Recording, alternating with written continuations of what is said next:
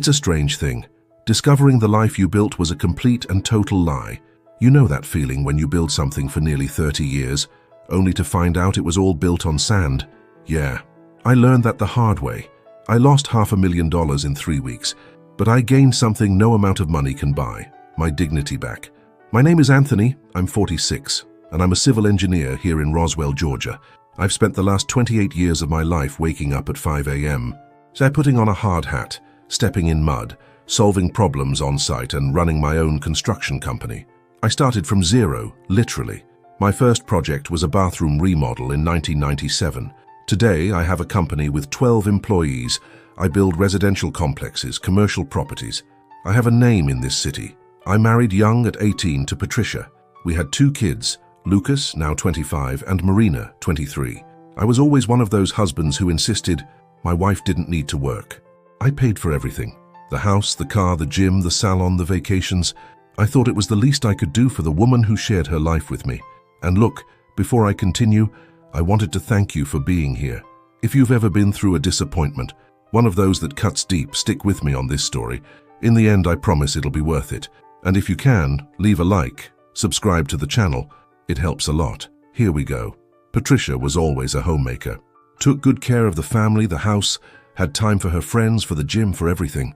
I never questioned it. I worked like a dog precisely so she could have that freedom. On weekends, we'd go out, travel, have our moments. It wasn't some movie-perfect marriage, but it was solid, or at least I thought it was, because after nearly 3 decades together, you kind of relax, right? You trust. And that's exactly where I got screwed. It all started at the beginning of last year, around January. Patricia got into one of those personal development groups. At first, I confess, I thought it was a good thing. She was more upbeat, taking online courses, talking about self-care, spirituality, energy, that kind of stuff. Bought some books, started meditating. I supported it. It's great you're taking care of yourself, I'd say. I gave her a credit card with no limit. She was flying to workshops in New York City, doing weekend retreats in Sedona. Was it expensive? Yeah, but nothing absurd. $2,000–3,000 a month. I could afford it. So I let it go. But things started to change. Slowly, but they did. She started to get more distant. You know when the person is right next to you but seems far away? Conversations got shorter. She lived on her phone. She always had a phone, of course, but now it was different. She'd turn the screen face down when I got close. She'd leave the room to take calls. "It's the group," she'd say. "We're organizing the next event." And I believed her, because that's what a fool does, right? He believes. There were other things too that I didn't want to see. Patricia started to change her look. She straightened her hair, which had always been curly. She lost a lot of weight, got thinner than normal, started wearing different clothes, tighter, more daring, bought expensive lingerie that just sat in her drawers.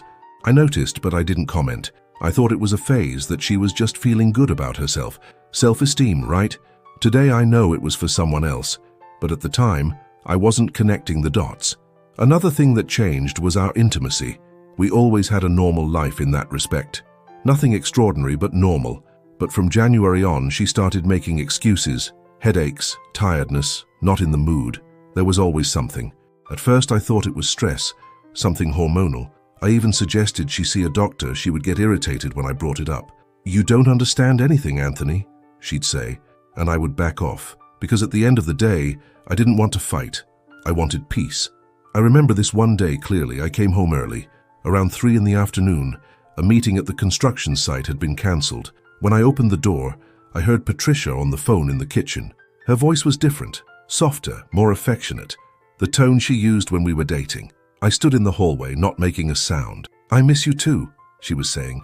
"I can't wait to see you again. It's going to be perfect." Silence. Then she laughed. A laugh I hadn't heard in a long time. "Don't worry, he doesn't suspect a thing. Everything is under control." I felt a tightness in my chest. Who was he? Me? I made noise on purpose, slammed the door. When I walked into the kitchen, she had already hung up. She was putting groceries in the fridge as if nothing had happened. "Hi, honey. You're home early," she said, without looking at me. I asked who she was talking to. "Claudia," she lied right to my face. "We were planning the next workshop." I let it go, but that phrase kept hammering in my head. He doesn't suspect a thing. In February, she started talking about a big retreat. "It's the advanced retreat," she explained. 21 days of total immersion. No phone, no contact with the outside world. Just meditation, silence, deep self-discovery. She said it was in the mountains of North Carolina, on some remote property, that it cost a lot, but that it would change her life. I looked at the price, $18,000. I swallowed hard, but I said, "If it's important to you, go." She hugged me, cried, said I was the best husband in the world. I remember that because it was the last time I truly believed her. Patricia left on a Friday, March 15th. She packed 2 large suitcases, took comfortable clothes, hiking shoes, those spirituality books. She showed me the retreat's website beforehand, beautiful photos of a place in the middle of the woods, testimonials from people raving about it. It looked legitimate. She kissed me at the door, got into an Uber, and left. The kids weren't living with us anymore. Lucas is in Chapel Hill working on his master's, and Marina shares an apartment with friends right here in Atlanta. So I was alone in the house. 3 weeks. No problem, I thought. I'd have time to focus on the construction projects. During the first week, I tried calling her a few times, just to see if she'd arrived safely, that kind of thing. Nothing. Voicemail. I sent a message on WhatsApp. Delivered, read, but no reply. I thought it was strange, but then I remembered. She had said the retreat was strict. No phone, no outside contact. It's part of the detachment process, she had explained. Okay, I thought, I'll respect that. But then the second week came, March 25th, a Tuesday.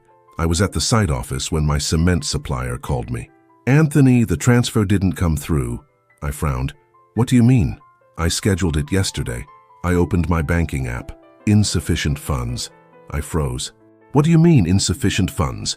I had just checked it on Friday before Patricia left. The checking account had $95,000, and the reserve fund, our emergency savings, had $280,000. We had saved that over years. It was sacred. I called the bank immediately. The attendant transferred me to the manager. "Mr. Anthony, there were 3 transfers authorized by the joint account holder, your wife, on March 18th, March 20th, and March 22nd. I felt the floor drop out from under me. "Transfers to where?" "I can't disclose the recipient details, sir, but I can confirm the amounts, $208,000, $95,000, and $140. I gripped the phone tightly. $315,000. Gone, in less than a week. I hung up. I just stood there in the middle of the construction site, hard hat on, holding my phone, trying to process. The workers were looking at me, asking if everything was okay. "It's fine," I lied. "Problem with a supplier." I went back to the company office. I locked the door, and then for the first time in decades I felt the urge to cry, but I didn't. It wasn't the time. It was time to think. I took a deep breath. I looked at the statements on the app. 3 transfers. Accounts I had never seen in my life. Social security numbers I didn't recognize, and all authorized by her token, with her password. There was no way to claim fraud. It was her, my wife, the woman I had shared everything with for 28 years. She had vanished with $500,000 of our life, and she was at an incommunicado spiritual retreat. How does life turn upside down like that, huh?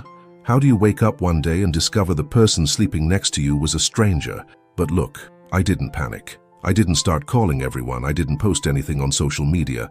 I didn't go looking for her in North Carolina. Because I've learned one thing in my 46 years. When the circus catches fire, you don't throw gasoline on it. You put it out with a strategy. So that's what I did. On Wednesday morning, I went straight to my lawyer's office.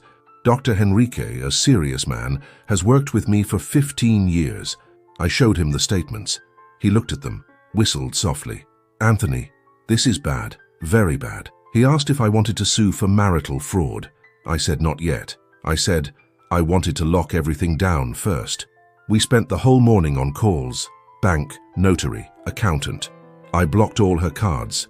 I removed her access from the accounts.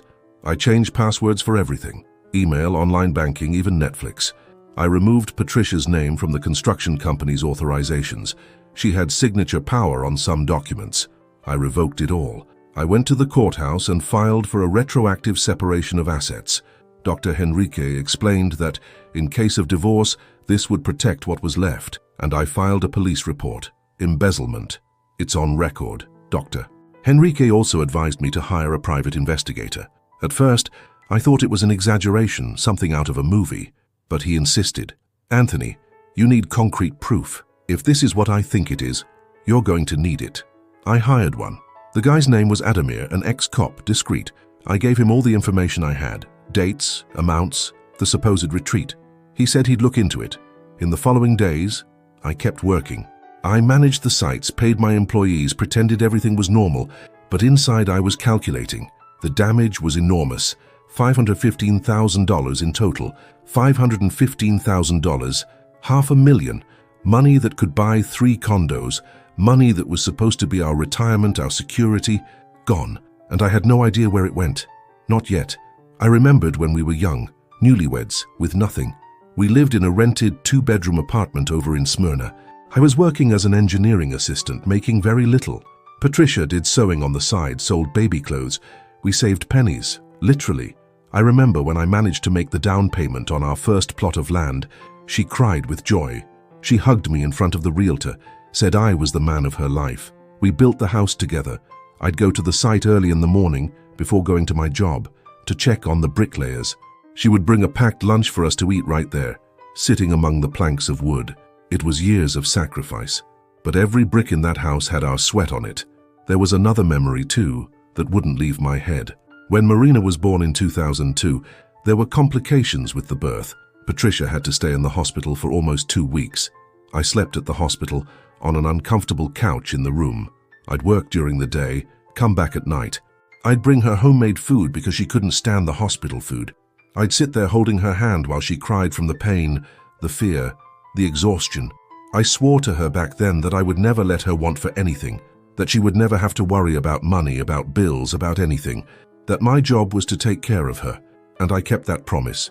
For 28 years I kept it, and then there was that time in 2015 when the company almost went bankrupt. A bad recession, projects stalled, clients defaulting. I was desperate. I thought about selling the house, the cars, everything. Patricia hugged me that night and said, "We'll get through this together. Whatever it takes, we'll do it. Just don't give up." That gave me strength. I rebuilt the company, I paid off every debt, and when we finally got out of the red, I promised myself she would never have to struggle again, that I would work twice as hard to guarantee her comfort. And now she had thrown it all in the trash. How? Patricia came back on April 5th, a Thursday.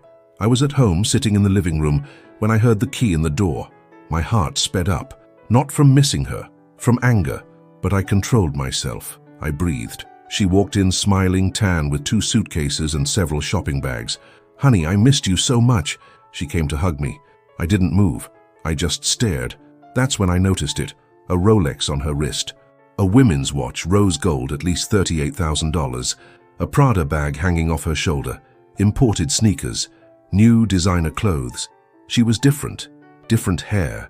Even her perfume was different. "How was the retreat?" I asked, my voice coming out strangely calm. She sat on the couch, excited. She started talking. She talked about transformative meditations, deep spiritual connections, about how she had reconnected with her essence. It was liberating, Anthony. I needed this. "Thank you for supporting me." I just listened. I didn't blink. I didn't interrupt. She talked for about 10 minutes. Beautiful stories, detailed, even convincing. She even mentioned the names of the retreat facilitators, described the breathing exercises, the silence of nature, all well-rehearsed, well-scripted. When she finished, I said, "I need to get some documents from the safe." Her smile froze. For a second, just 1 second, I saw the panic in her eyes. "Now?" she asked. "Now." I stood up. She followed me to the office, her legs a little shaky. I noticed. I opened the safe. It was empty, completely empty. The deeds to the 2 properties we had rented out, a condo in Atlanta and a commercial space downtown, were gone. The jewelry that had belonged to my mother, a family heirloom, was gone. The physical investment certificates, old bonds we never touched, were gone. Patricia was pale, leaning against the wall. I can explain," she started, her voice trembling. "You don't have to," I said, still calm. I grabbed a folder from the desk. I opened it. I showed her the printed bank statements, all the transactions, yellow highlighter over the amounts, $280,000 down, $95,000 down, $140,000 down, $515,000, Patricia. In 3 weeks, to whom? She tried to speak. She stammered. She talked about debts I didn't know about investments that had gone wrong, about a friend who needed urgent help. Lie after lie. I just shook my head. Then I spoke, looking her right in the eye. You have 48 hours to return every single cent, or I'm pressing charges for marital fraud. The documents are already prepared, and don't bother crying. I've already spoken to my lawyer." She burst into tears, tried to hug me. I took a step back. 48 hours, I repeated, and I walked out of the office. For the next 2 days, she tried everything. She cried, she begged, she promised she'd pay it back. She called the kids. They didn't answer because I had already explained the situation to them. Lucas was in shock. "Dad, I can't believe Mum did this," he said, his voice choked. Marina cried, but she supported me. "Dad, you have to do what's right," she said. And what was right at that moment was protecting what was left. Patricia didn't return anything, obviously. The following Monday, she asked to talk. She said the money had gone to business opportunities that would see a return in 6 months, that she had met people at the retreat who introduced her to incredible investments, that I would understand when I saw the profits. I didn't believe a single word. I asked for names, documents, receipts. She had nothing, just promises. That's when an acquaintance of mine, Marcelo, the manager at a dealership in the city, called me. "Anthony, I need to tell you something. It's not easy." My stomach churned. "Spit it out." He took a deep breath. "Your wife bought a car here last month, a brand new Range Rover, $220,000, but she didn't keep it. Put it in some guy's name, a personal trainer. I wasn't going to say anything, but I saw the guy at the mall yesterday with another woman and I thought you deserved to know." I hung up the phone. I sat down, and then, finally, it all made sense. It wasn't an investment. It wasn't personal development. It was a lover. Patricia was having an affair, and she was using my money to fund his life. I went looking. It wasn't hard to find out. The guy's name was Diogo, 32 years old, a personal trainer at a gym in Miami Beach, public Instagram profile, full of shirtless photos, posing, that whole thing. And there, amidst the photos, were several with my wife. The beach, expensive restaurants, a penthouse with an ocean view. One of the photos had a caption, 21 days of paradise. Date, March. Exactly the 3 weeks of the spiritual retreat.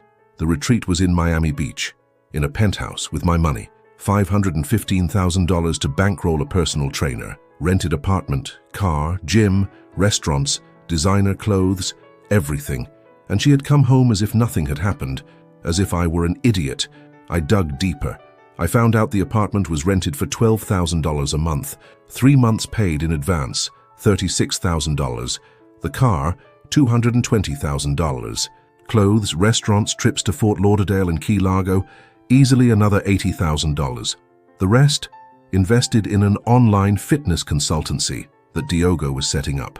Patricia had become his partner. She put $150,000 into a company that didn't exist. Just paperwork. A promise. She really thought she was going to get rich off an online personal training course.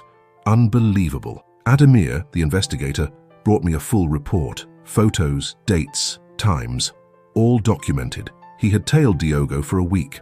The guy went to the gym in the morning, had lunch at expensive restaurants every day, drove the Range Rover that Patricia had bought, and he wasn't alone. There were other women, at least 3 that Ademir identified. Diogo was a professional, a romance scammer, and my wife had fallen for it, hook, line, and sinker. That night I showed her everything. Screenshots from Instagram, the bank transfers, the investigator's report, photos of her with the guy. I cross-referenced dates, times. Everything matched. Patricia didn't deny it. She couldn't. She just said, "I fell in love. You don't understand me anymore. He makes me feel alive." I laughed, not with joy, with disbelief. "He makes you feel alive with my money, Patricia. $500,000, 28 years of marriage. Was it worth it?" She didn't answer. She just grabbed her bags and left, went straight to Miami Beach, to the guy's apartment. I let her go. The next day, I filed for a contentious divorce. I requested a 0 split of assets due to breach of trust and malicious intent. I froze what was left in the accounts, blocked her access to everything. The house, which was in my name, stayed with me. The cars, same. She lost everything. The following days were strange. The house was empty, silent. I'd work, come home, sit in the living room alone. I didn't drink. I didn't fall apart. But it hurt. I'm not going to lie. It hurt to wake up and realize that 28 years had turned to ash. It hurt to remember every sacrifice, every weekend I spent on a construction site while she enjoyed life, every time I denied myself something to give it to her.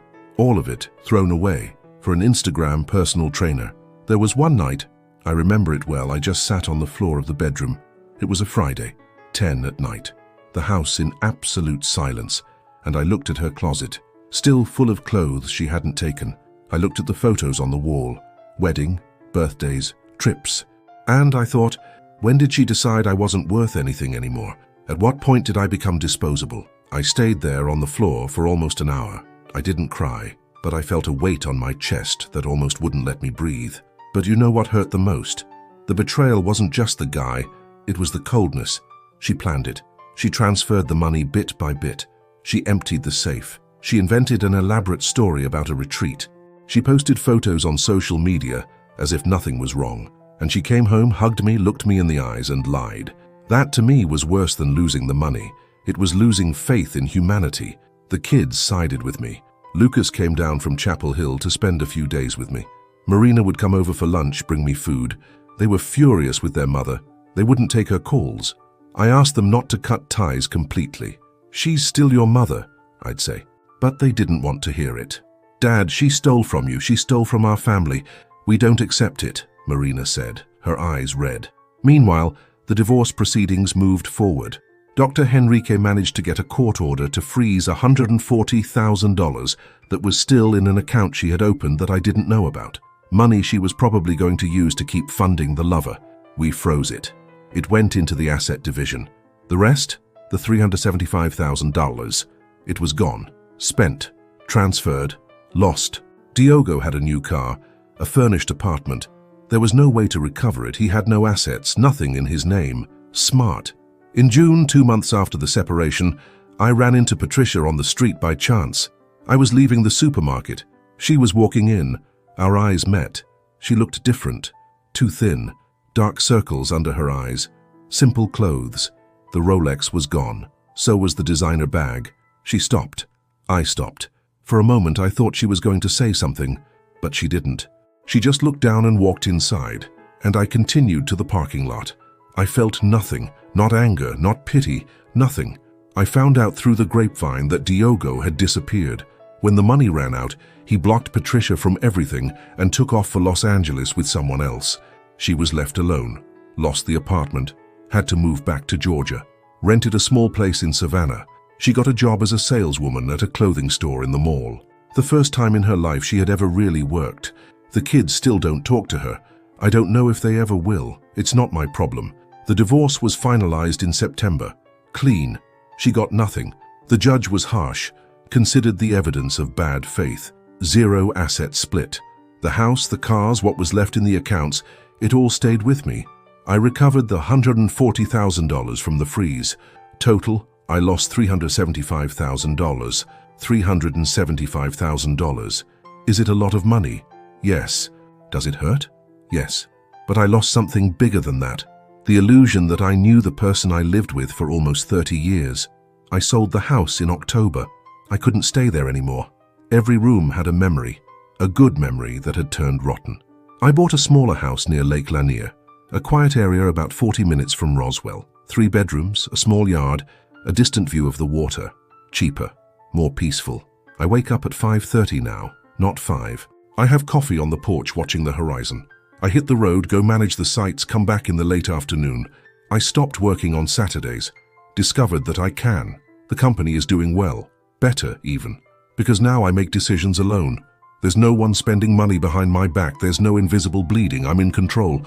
I've started saving money again. Slowly, but I've started, and there's a peace in that, a peace I didn't have before. I've made new friends out by the lake. I know my neighbors. Sometimes I go fishing on the weekend. Simple things I'd never done. Last week, Patricia called me. I let it ring. Voicemail. She sent a message. "Anthony, I need help. My rent is late. I have no one. Please." I read it and archived it. I didn't answer. I'm not going to. Because some doors, when they close, don't have a handle on the other side. And that's okay. I don't wish her harm. I'm not rooting for her to fail even harder. But I'm not going to be the ladder she climbs back up on. I learned that the hard way. Generosity without limits just becomes stupidity. Today, when I look back, I see the money was the smallest loss. The biggest loss was the time. 28 years thinking I was building something solid, but I was building on sand, and when the wave came, it took everything. But you know what was left? I was left standing, hurt, older, more tired, but standing, and nobody can take that away from me.